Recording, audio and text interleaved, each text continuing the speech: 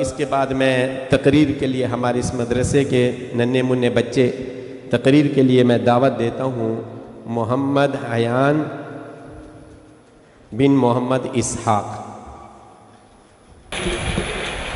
نحمده ونصلي على رسوله الكريم، أما بعد، فأعوذ بالله من الشيطان الرجيم، بسم الله الرحمن الرحيم۔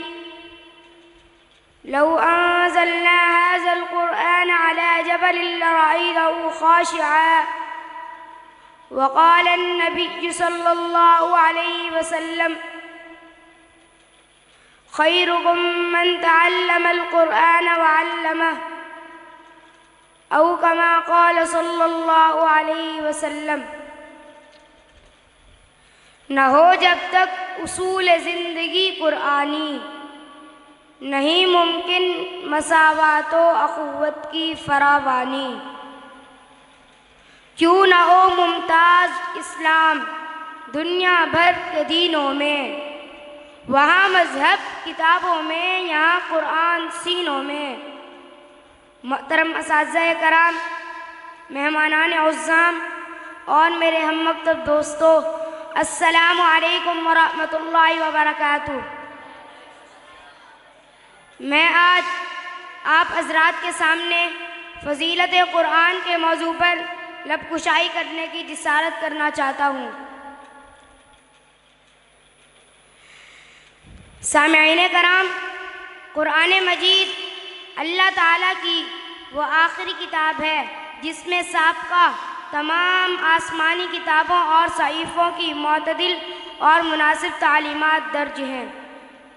یہ کتاب کائنات کے لیے روح اور اس کی حقیقی حیات ہے۔ اللہ تعالیٰ نے اس کتاب کو سب سے اعلیٰ و ارفع قرار دیا، فرمایا ذالک الکتاب لا ریب فیہ، یہی وہ کتاب ہے جس میں کسی شک کی گنجائش نہیں۔ سامعین کرام، میں نے قرآن سے پوچھا بتا تیرا نام کیا ہے؟ قرآن نے جواب دیا قرآن مجید۔ میں نے قرآن سے پوچھا تیری زبان کیا ہے؟ قرآن نے جواب دیا بلسان عربی مبین۔